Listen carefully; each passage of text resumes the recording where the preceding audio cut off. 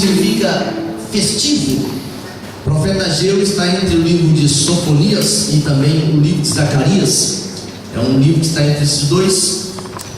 Ageu ele profetizou no ano 520, no ano anterior a Cristo, antes de Cristo.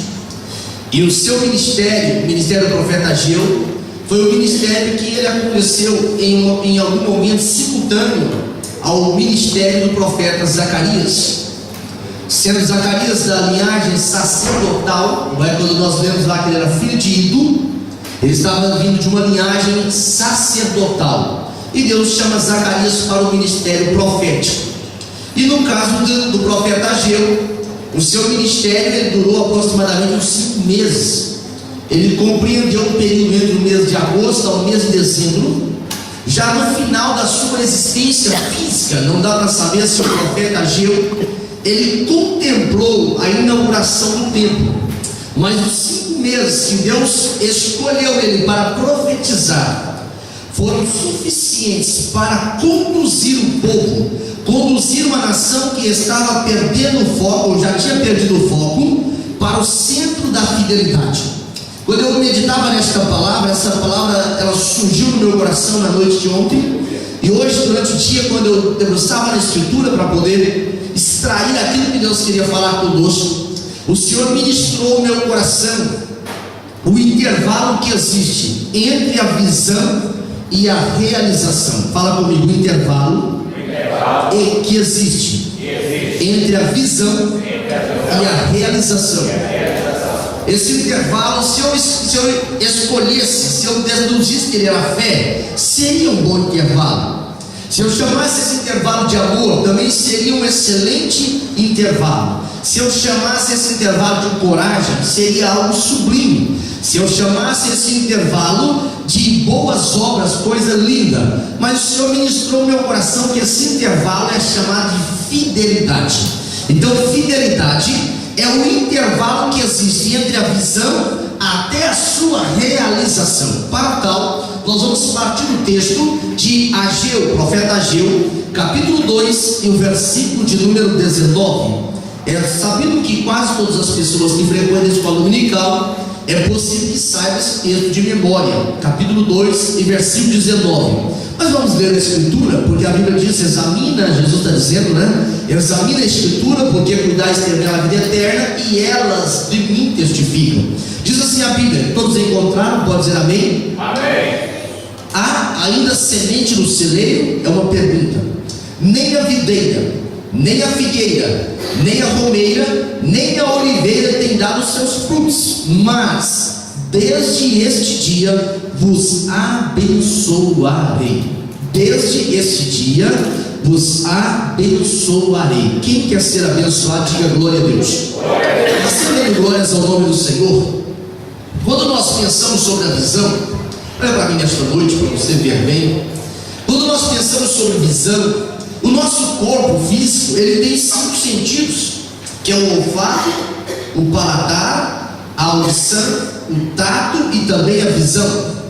Esses 5 sentidos que o próprio Criador, ele estabeleceu, cada um deles tem uma importância sublime e maravilhosa.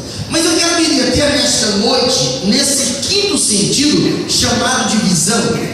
Nós sabemos que essa visão que Deus nos concedeu, eu louvo a Deus porque quando nós saímos do Brasil, fizemos alguns exames, aí só 3 anos e tal atrás, para poder vir para Portugal. Eu fiz alguns exames porque eu tinha uma preocupação com a visão. E quando eu fui à médica, ela fez o exame na máquina, e naquele equipamento eletrônico deu apenas de um lado 0, quase 20. Ela mandou então fazer um exame que ela colocou naquela máquina que é mecânica, e deu 0 dos 2 lados. E ela disse: se todos os meus pacientes fossem como você, eu tinha que mudar de profissão. Eu louvei o nome do Senhor, porque Deus estava me contemplando com uma visão física, uma visão maravilhosa. Mas quando eu olho para essa expressão visão, existem alguns objetos que eles não são visíveis a olho nu. Nós sabemos na história, existem bactérias, existem vários tipos de filamentos que não dá para ser percebido a olho nu. Isso é chamado, a olho nu é chamado de visão desarmada. E visão armada? Visão armada é aquela que eu utilizo de algum equipamento, de algum aparelho, para contemplar alguma coisa que o olho natural, o olho nu, não dá para se perceber. Isso acontece com as bactérias. Quando você faz um exame para poder identificar uma bactéria, uma infecção, eles colocam o resultado do material em placas e levam ao microscópio, porque ali naquele microscópio dá para proceder a ampliação da imagem. Quando as pessoas vão visualizar outros planetas, outras estrelas, também utiliza desse mecanismo para potencializar a visão, aquilo que o olho humano não dá para se perceber. Mas quando nós pensamos sobre a visão e a realização, nós sabemos que esse intervalo, ele precisa ser preenchido. O que diferencia um investidor de uma pessoa comum, falando no âmbito econômico, é a visão. O que diferencia um investidor de uma pessoa comum é a visão. Aquele homem conhecido como o terceiro maior, o homem mais rico do mundo, Warren Buffett, aquele americano era da igreja presbiteriana, e aquele homem, ele começou desde a sua tenra idade a investir. A primeira coisa que ele faz, depois de vender doces, vender Coca-Cola a domicílio de porta em porta, ele resolve comprar uma máquina de pinball e colocou no salão de barbearia daquele vilarejo em Ohama onde ele morava. Quando ele coloca aquilo lá, aquilo virou uma febre, passou-se uns meses, ele tinha várias máquinas daquele tipo de equipamento. E hoje ele é o terceiro homem mais rico do mundo. O que diferencia ele das pessoas que cursaram a universidade com ele, que conviveram com ele, é a visão. Até hoje ele não tem celular, não tem computador na sua mesa do trabalho, dirige o próprio carro, não tem motorista, porque ele entende que ele pode fazer essas coisas. No âmbito espiritual, quando o profeta Ageu, ele está sendo inspirado pelo Espírito de Deus para levar as pessoas a compreender o tipo de caminho que Deus queria que eles trilhassem, o intervalo entre a visão e a realização. O profeta Ageu é convocado por Deus a chamar o povo para a responsabilidade. Essa expressão do profeta Ageu, ela funciona para o homem espiritual. Essa expressão, o apóstolo Paulo, quando ele fala na primeira carta aos Coríntios, no capítulo 2, no versículo 14 e no versículo 15, ele fala assim: ora, o homem natural não pode compreender as coisas do Espírito, porque ele parece loucura. O homem espiritual, ele discerne todas as coisas e por ninguém ele é discernido. Essa expressão sagrada, ela está revelando que a visão faz toda a diferença naquele que é espiritual, tanto quanto naquele que não é espiritual. Naquele que é espiritual, ele vai conseguir ver além da circunstância. O homem que é natural, ele só consegue ver até o crivo da sua resistência. Por isso que, quando nós pensamos sobre fidelidade, na palavra do Senhor, que eu chamo aqui do intervalo entre a visão e a realização, eu começo a perceber por qual razão que nós precisamos ser fiéis. Existem inúmeras razões bíblicas, algumas delas doutrinárias, para explicar por que o crente é fiel. Quando o apóstolo Paulo, ele está ensinando a igreja de Corinto, uma igreja que tinha todos os dons espirituais, uma igreja que teve em determinados momentos, algumas pessoas não reconheciam naquela igreja a autoridade do apóstolo, e ele traz um conselho muito sábio, que é uma expectativa para a fidelidade, a visão de alguém que caminha o trajeto da fidelidade. Na primeira carta aos Coríntios, no capítulo 4, no versículo 2, ele fala: o que requer do dispenseiro, o que exige do dispenseiro? Dispenseiro é aquele que tem acesso à dispensa, aquele que tem acesso à arrecadação de Deus. O que requer dele é que ele seja considerado fiel. Por isso que quando nós falamos que o intervalo entre a visão e a realização é a fidelidade, quando nós pensamos na fidelidade financeira, nós temos que partir do ponto inicial de Ageu, capítulo 2, e o versículo de número 8. O Senhor diz: minha é a prata, meu é o ouro, diz o Senhor dos Exércitos. Essa expressão, ela emana, ela coaduna 24, no versículo 1, o salmista diz: do Senhor, do Senhor é a terra, bem como a sua plenitude. Quando nós pensamos sobre fidelidade financeira, é um assunto que ele deturpou no decorrer da história como uma estratégia maligna. Mas a vida financeira fiel é um propósito de Deus para nós. Existem pessoas que, quando viram maus testemunhos, que contemplam maus testemunhos, isso é notório em muitos lugares, começaram a virar as costas para o projeto de fidelidade que Deus tem para o ser humano, em especial o homem espiritual. O apóstolo Paulo, quando ele fala na primeira carta ainda aos Coríntios, no capítulo 6, versículo 10, ali ele retrata, inspirado pelo Espírito Santo, um grupo de pessoas que não herdam o reino dos céus.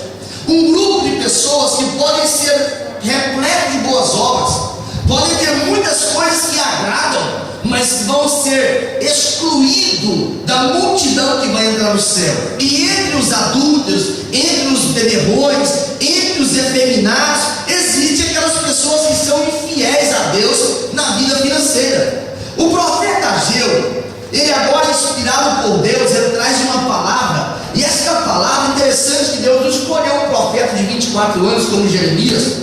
Deus escolheu Zacarias, que era bem mais jovem, mas Deus escolheu o profeta Ageu, já como diz o mineiro, lá no final da carreira, para poder trazer a responsabilidade, o projeto de Deus para aquela nação.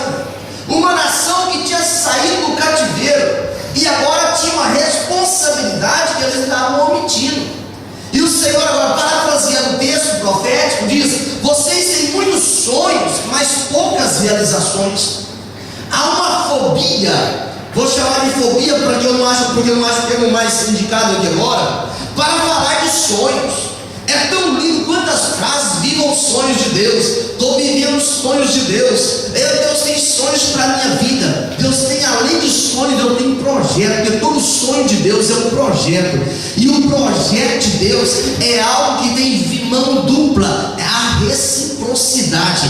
Deus não trabalha à deriva, Deus não trabalha com pessoas que não têm compromisso, Deus não trabalha com pessoas que não estão aliançadas com Ele, porque Deus chama o homem, e o primeiro degrau que eu tenho que trilhar antes da fidelidade chama obediência.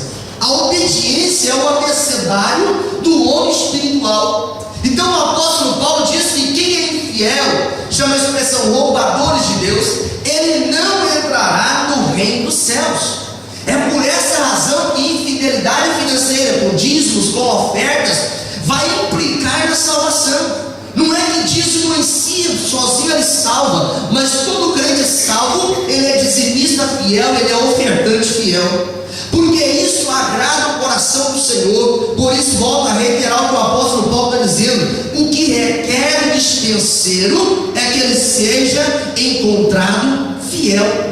Nós não podemos abrir rupturas na nossa vida espiritual, não podemos abrir ruptura na nossa casa. O profeta Ageu, inspirado por Deus, no capítulo 1, mantenha bem aberta a sua Bíblia aí, no versículo 6 ele diz: vocês semeiam muito e colhem pouco, bebe, não dá para satisfazer, veste, mas não aquece, e o salário vai para um saquetel furado. Ou seja, o ordenado não dá, o recurso não dá. E ele mostra por que disso. Deus vai dar a resposta: é porque vocês não têm cuidado da minha casa. Não estava falando apenas de alvenaria, estava falando do compromisso que tem entre o crente espiritual e a obra de Deus.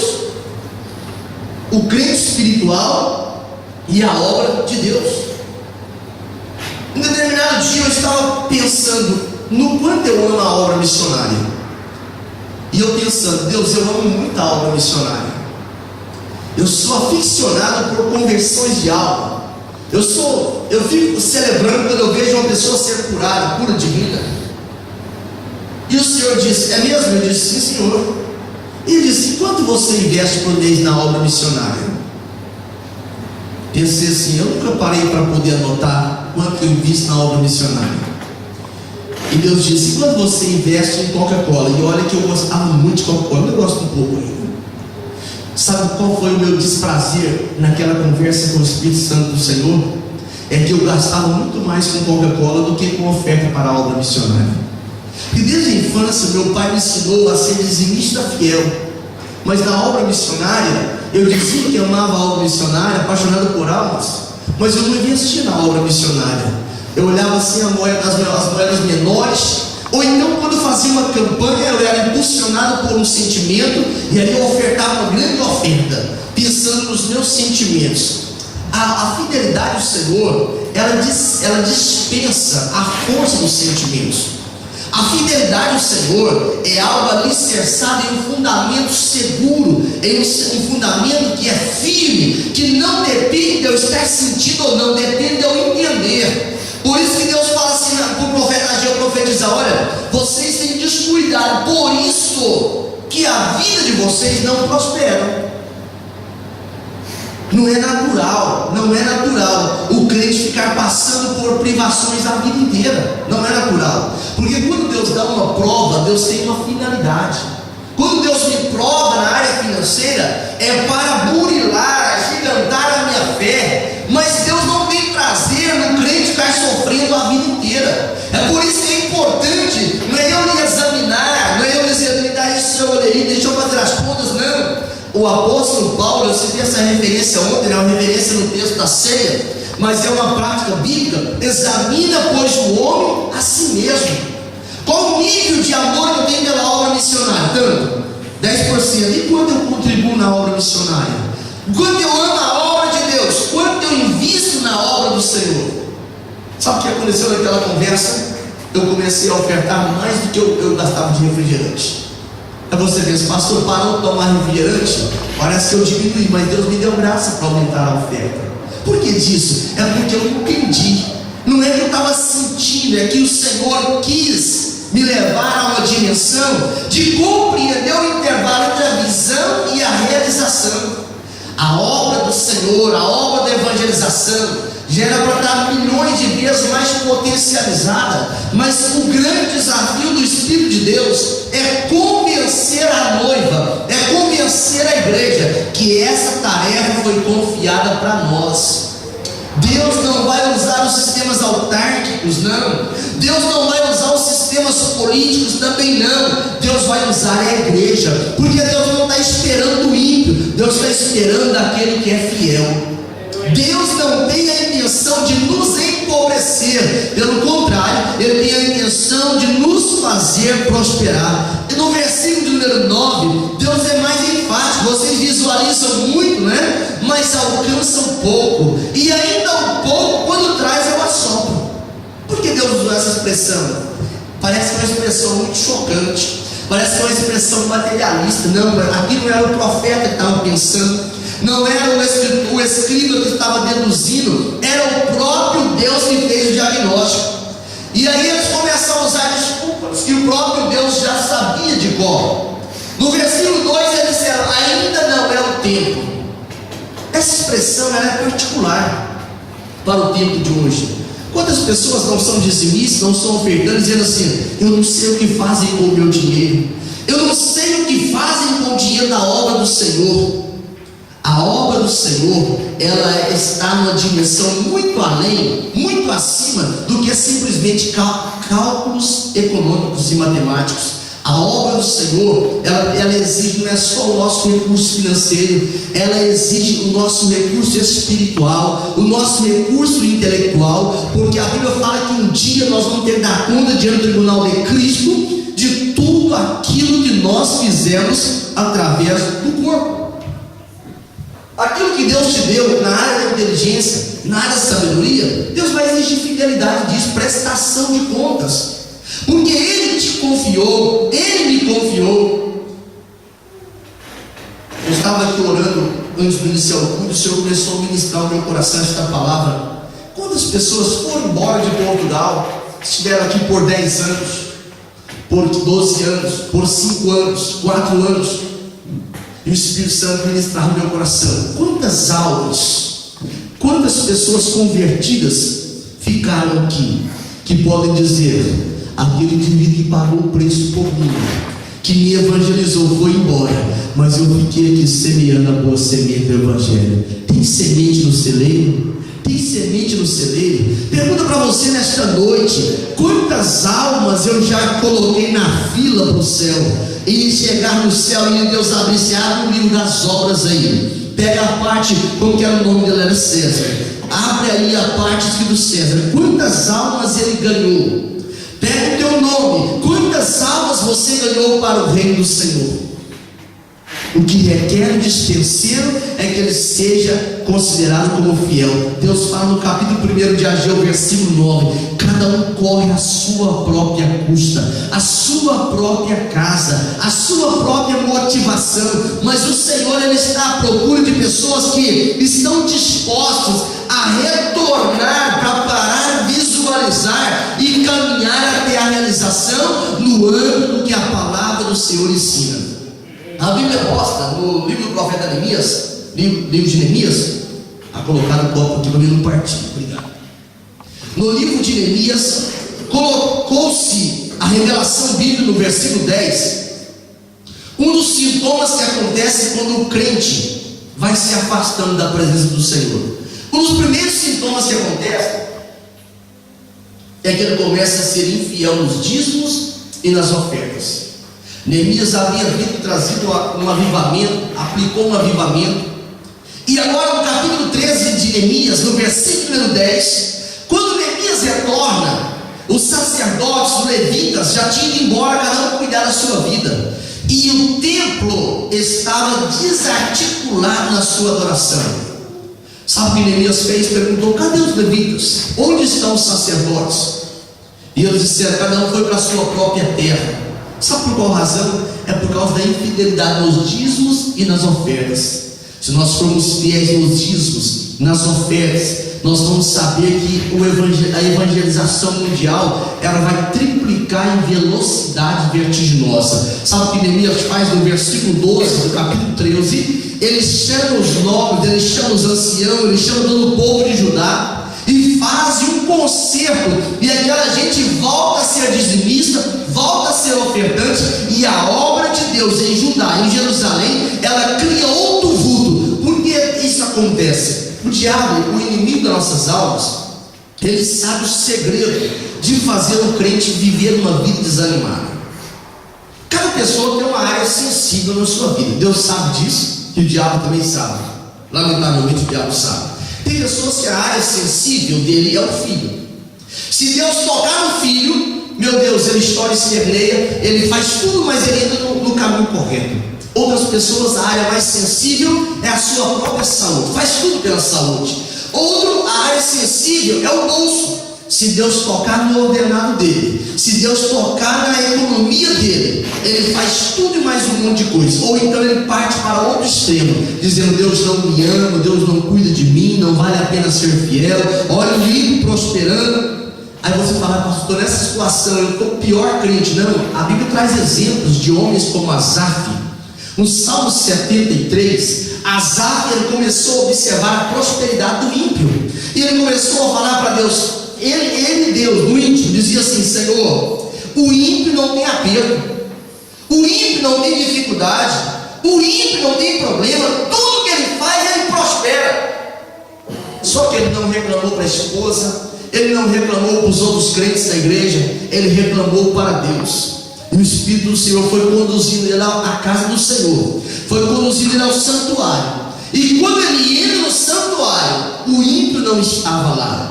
Quando ele entrou no santuário, o ímpio não ouvia o que ele ouvia. Quando ele entrou no santuário, ele viu que o ímpio não via o que ele via. E ele começou a falar: Senhor, os meus pés quase resvalaram, eu quase escorreguei quando eu vi o final do ímpio. Sabe por que eu estou trazendo esta palavra ao teu coração? O Senhor me incomodou com esta palavra. O Senhor me incomodou com esta palavra para que nós caminhemos na dimensão que o Espírito de Deus quer nos levar, o caminho da fidelidade. Satanás, ele é ardiloso, ele sabe que se conseguir fazer o crime ser infiel, ele vai bloquear as bênçãos de Deus. Aí você pensa: eu ganho 1.000 e meu dinheiro não dá, o outro ganha 2.000 e não dá. Aí você vê um crente fiel que ganha 500 e o dinheiro dele dá. Você fala: como pode ser isso? O que ele faz é diferente. O que faz faz é que ele é fiel. O que faz é que a prioridade da vida dele é ser fiel ao Senhor. Deus não espera que eu cante bem, Deus não espera que eu pregue bem, Deus não espera que eu seja bonito, Deus espera que eu seja fiel. Nós sabemos a página da cartilha, nós sabemos o manual da Escritura. É preciso obedecer esta palavra, que é por ela que nós recebemos vida. Jesus, quando ele está falando em Mateus, Lucas também escreve, mas em especial Mateus, no capítulo 6, versículo 19 e versículo 20, ele fala: não acumuleis tesouro na terra, onde o ladrão rouba, onde a traça mina, a ferrugem corrói. No versículo 20: mas acumuleis tesouro no céu, onde a traça não rói, a ferrugem não consome, o ladrão não mina. E Jesus fala no capítulo 6, versículo 21 de Mateus, que onde está o teu tesouro, onde está o teu galardão, onde está o teu tesouro, aí está o seu coração. Onde está o teu tesouro, aí está o seu coração. Sabe por que muitos crentes, eu louvo a Deus, porque a grande maioria nossa aqui é crente fiel nos dízimos das ofertas. Mas existem igrejas que estão numa situação deplorável.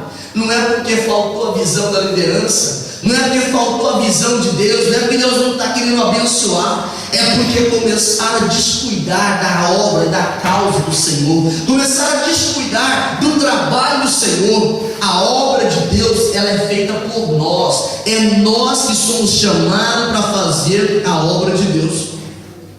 Jacó, ele tinha uma intenção carnal, e Deus, por misericórdia, ensinou ele o que era ser um homem espiritual. Deus não aceita barganha. Deus, fala comigo, Deus não aceita barganha. Primeiro, quando eu leio o profeta Malaquias, todos os crentes eles são apaixonados neste livro. No capítulo 3, em especial, versículo 10, diz assim: olha, trazei todos os à casa do tesouro, para que haja mantimento na minha casa, e depois fazei prova de mim, se eu não vos abrir a janela do céu, de forma que venha maior abastança.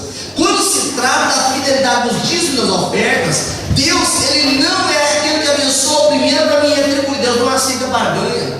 Ele fala: primeiro ser fiel, depois fazer prova de mim. Se eu quero fazer prova primeiro, antes de ser fiel, eu estou propondo uma barganha com Deus. Deus não vai aceitar, porque o profeta Ageu mesmo fala, a palavra do Senhor, capítulo 2, versículo 8, ele diz: meu é a prata, minha é a prata, meu é o ouro, diz o Senhor dos exércitos. Quando o profeta Malaquias é inspirado por Deus, Malaquias quer dizer meu mensageiro, ele é convocado por Deus para profetizar. Ele está levando-nos a compreender que Deus quer nos conduzir a um caminho de fidelidade.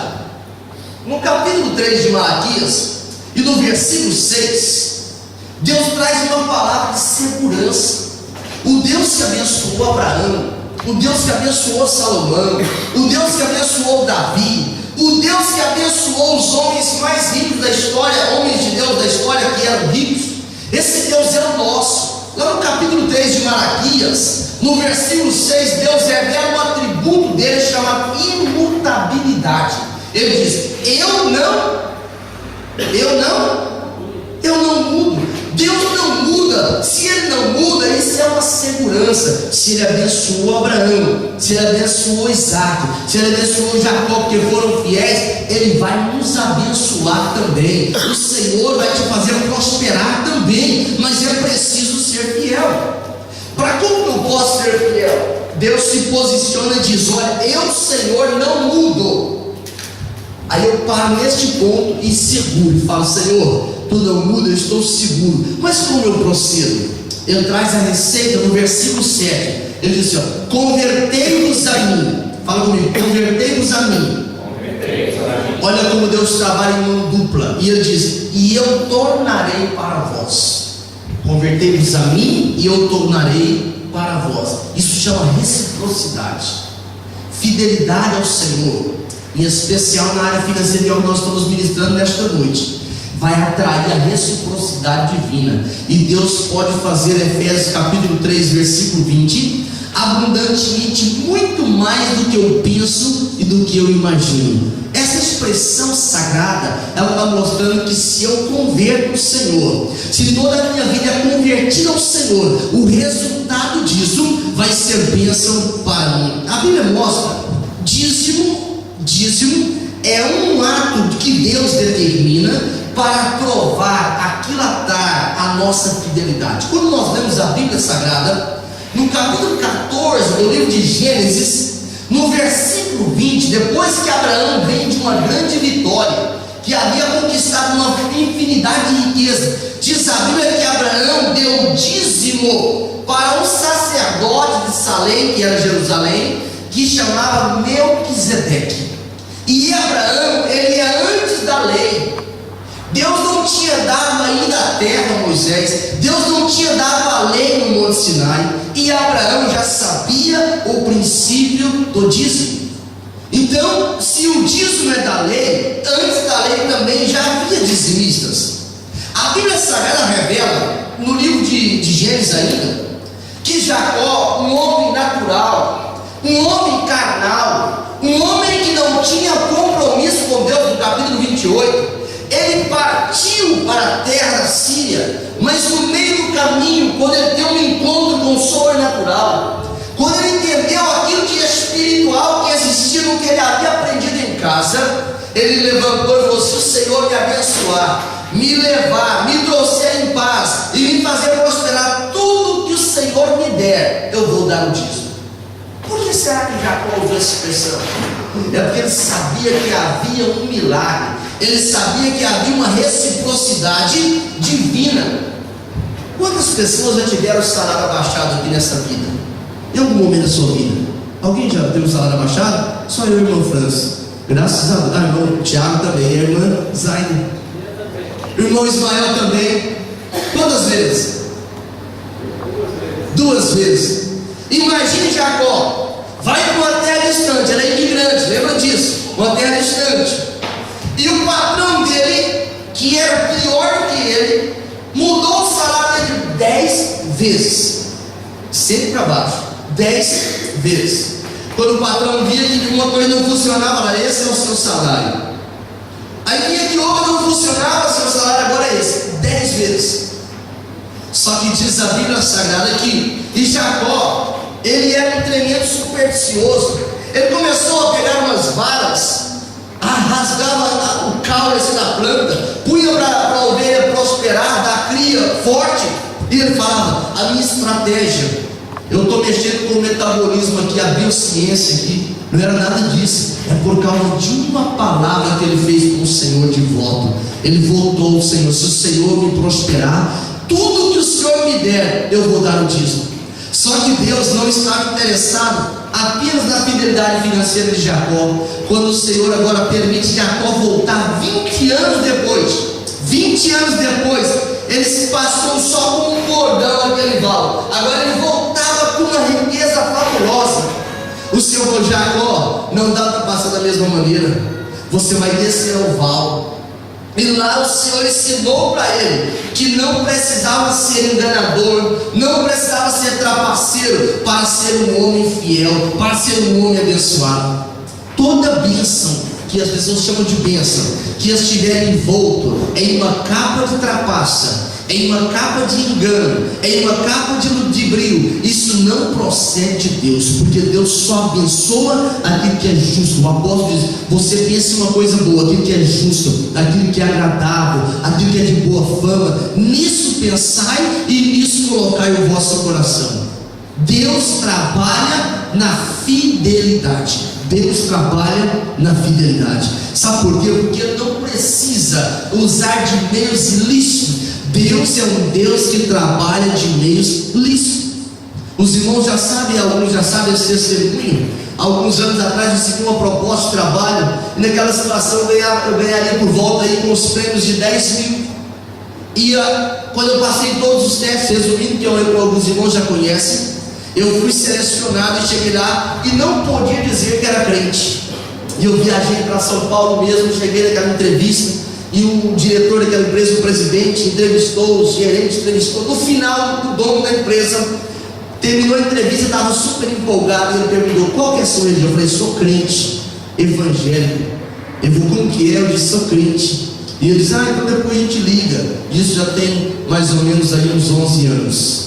Também não deu no telefone quando eu mandei para cá, deve ser assim. Sabe por que disso? Deus estava provando a minha fé, Deus estava provando a minha fidelidade. A vida de um homem, Jesus disse, não consiste na abundância dos bens que ele possui. O que requer do dispenseiro é que ele seja encontrado fiel.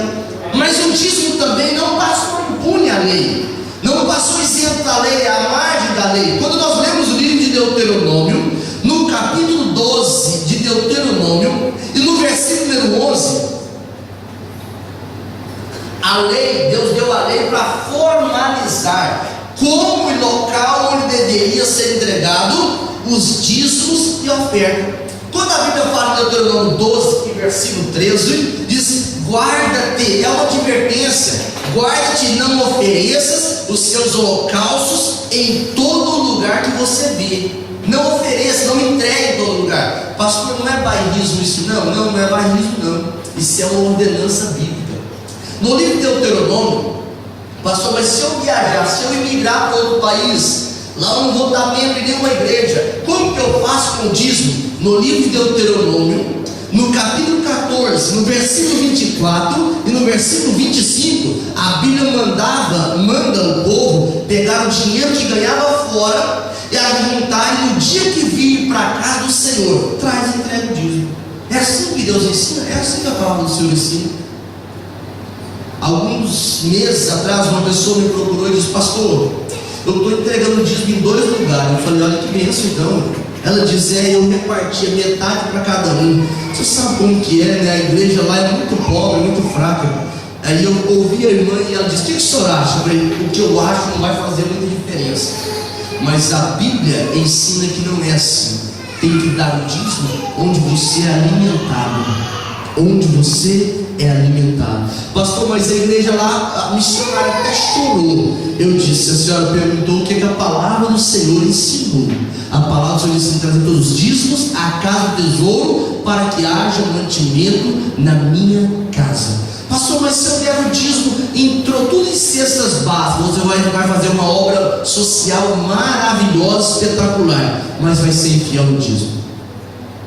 Vai fazer uma coisa que vai ajudar muita gente, mas vai ser infiel no dízimo. E a Bíblia diz que não deve ficar devendo para Deus. Pastor, mas nos tempos de Jesus não falava de dízimo, falava sim.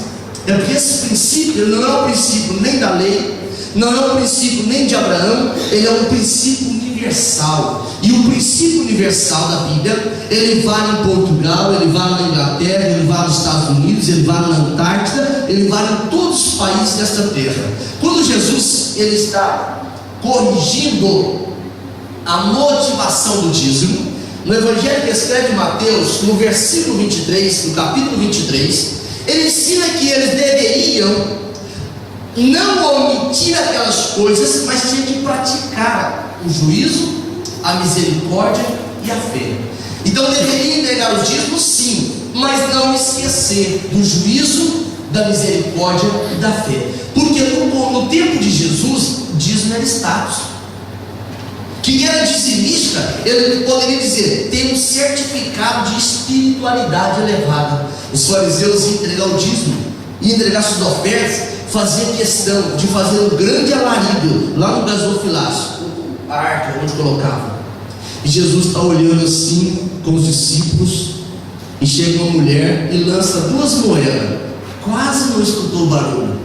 E Jesus falou assim: essa mulher deu mais que todos esses aí. Os discípulos olhavam, os discípulos estavam olhando. Eu penso que Judas então quase passava mal quando via que tanto de moeda caindo no cofre, e ele pensava: a bolsa do ministério está pequena ainda, não é? Judas olhou assim, eu estou conjecturando agora. Judas olhou e falou: Senhor, não pode ser isso. Essa mulher deu só 2 moedas. Jesus disse: pois ela deu o que ela tinha, ela deu tudo que ela tinha. Eles deram do que lhes sobejava. É por isso que dízimo não é uma prática ostentatória. Dízimo é uma compreensão, é um ato de fé. Pastor, mas essas 2 referências são fracas do Novo Testamento.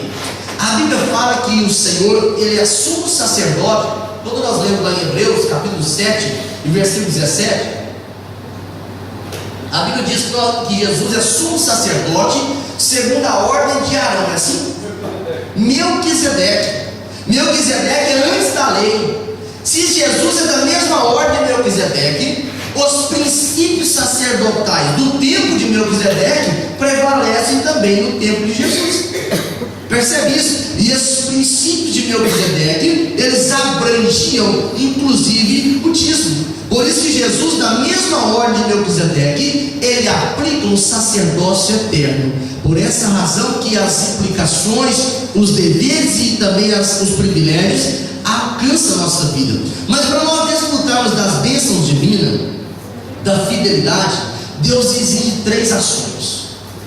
O pastor Rousseau Shedd, que comentou aquela Bíblia Vida Nova, Bíblia Shedd, ele diz assim: olha, as contribuições devem ter motivos espirituais e não obedecer impulsos emocionais de vez em quando.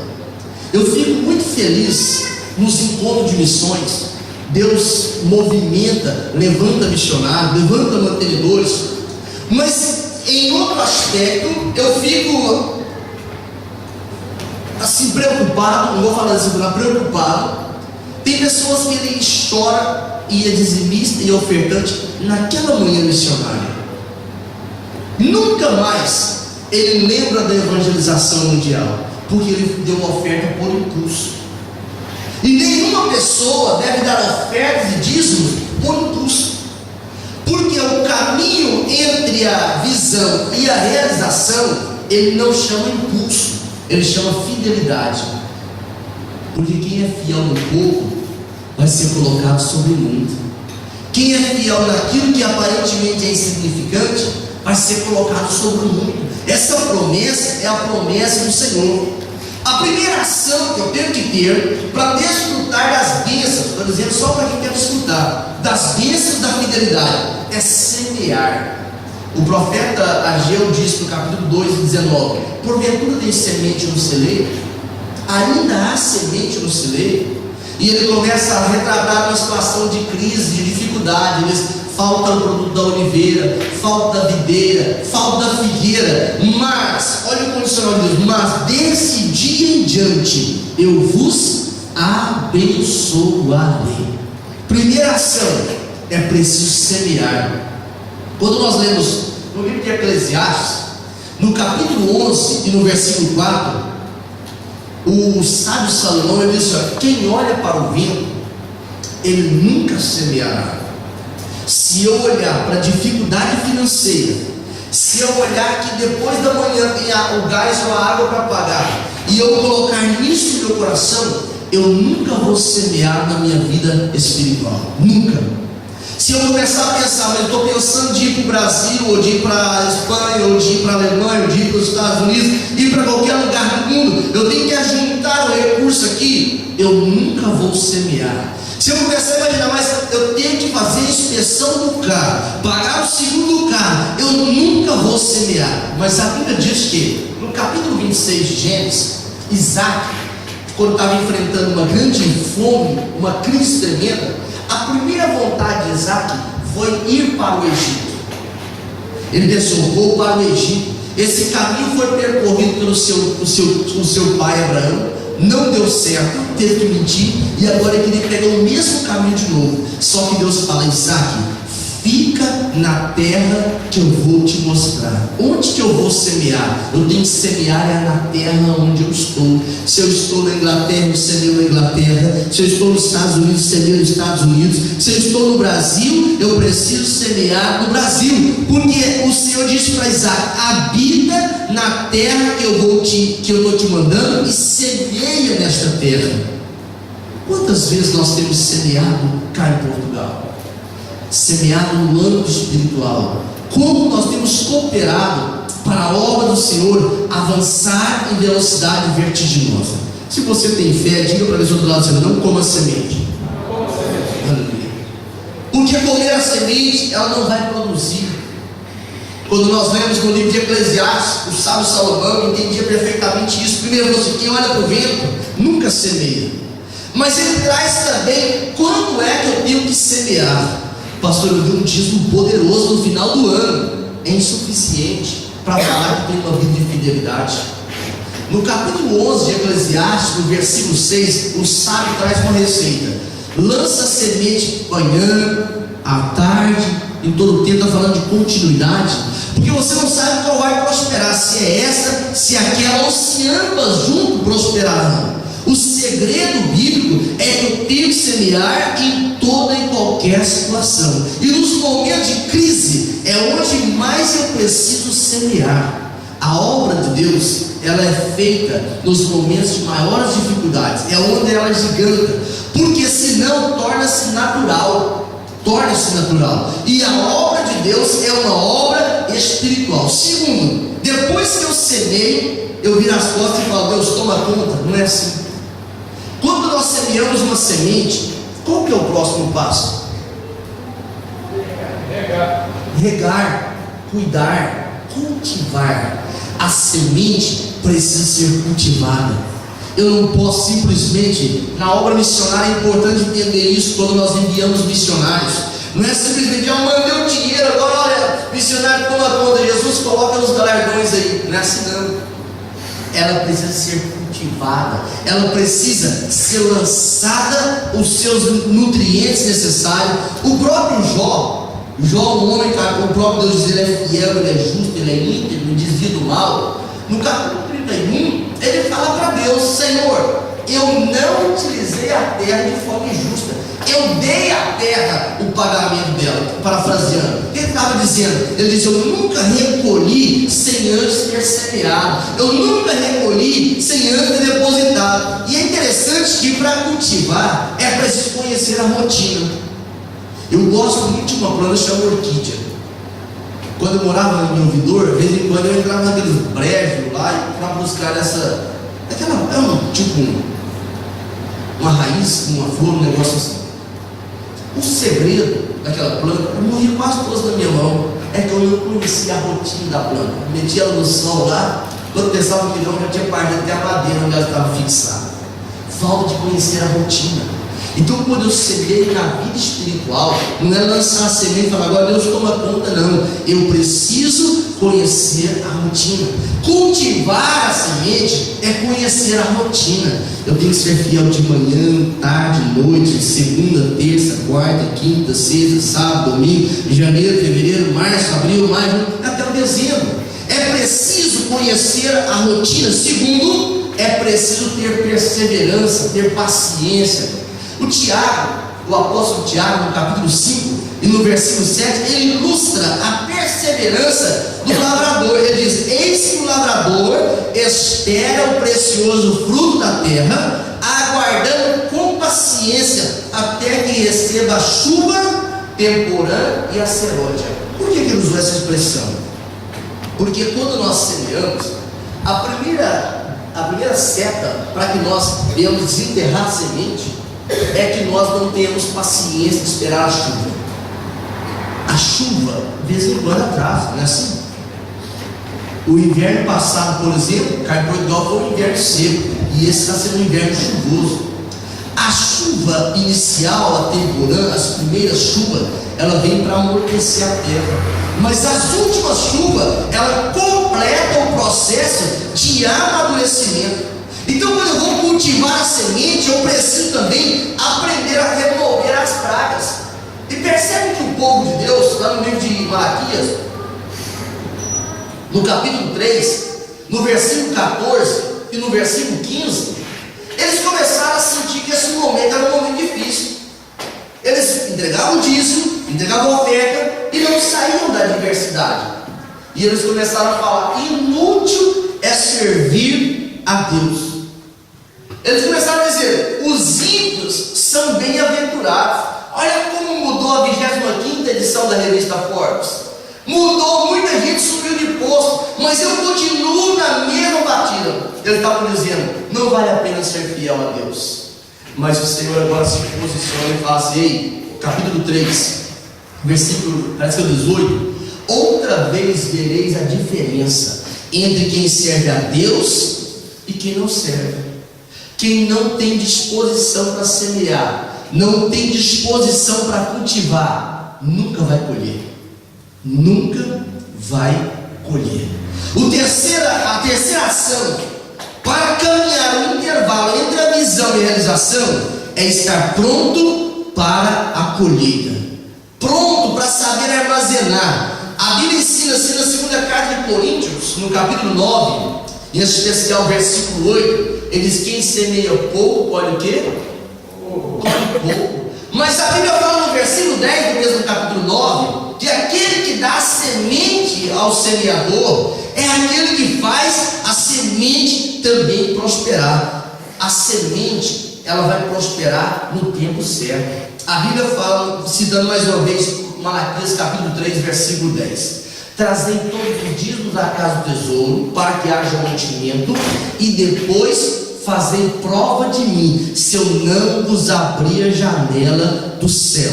Armazenamento da colheita tem que ser preparado. Eu conheço irmãos que foram fiéis em voto com o Senhor de dízimo, e Deus o abençoou, e aquela bênção foi um desastre espiritual dele. O crente que aprende o valor de semear, o crente que dá valor ao tempo do cultivo, ele vai estar pronto para a colheita. O Senhor quer nos preparar para a grande colheita. O Senhor não nos quer preparar apenas para semear, não é apenas para cultivar, mas é também para poder colher. Os discípulos de Jesus, andando aqueles 3 anos e meio, eles falaram: Jesus, e nós deixamos tudo para te servir. Aí Jesus ensina em Mateus 19, e Lucas também, Mateus em especial 19, o versículo 27 e o versículo 29: vocês vão receber 100 vezes mais aqui, e por fim ainda a vida eterna. Porque ninguém há que tenha deixado pai, mãe, esposa, por amor de mim, que não receba tanto nessa vida, e por fim a vida eterna. Deus, ele é especialista em nos dar uma boa colheita, mas é preciso saber guardar o resultado da colheita, é preciso saber aproveitar a oportunidade, porque nós precisamos estar pronto para receber a bênção de Deus. Então a bênção de Deus, quando eu sou fiel, ela chega no meu endereço. Eu não preciso puxar tapete, colocar tapete, não preciso utilizar de subterfúgio, eu preciso estar preparado. Se você fala: pastor, Deus precisa me dar um carro, então você precisa tirar a carta de condução. Se você fala: pastor, Deus precisa me dar alguma coisa, tem que estar preparado para receber a bênção de Deus. Aquilo que nós temos que fazer, Deus não vai se movimentar, mas aquilo que é impossível para nós, Ele vai entrar com toda a providência, porque o intervalo entre a visão e a realização passa pelo caminho da fidelidade. Quem está disposto a semear, diga glórias a Deus. Então vamos ficar de pé neste momento, e eu quero que você pense nesta visão agora. Começa a visualizar pela fé aquilo que você precisa que o Senhor conceda à sua vida. Eu não estou falando de desejos pequenos.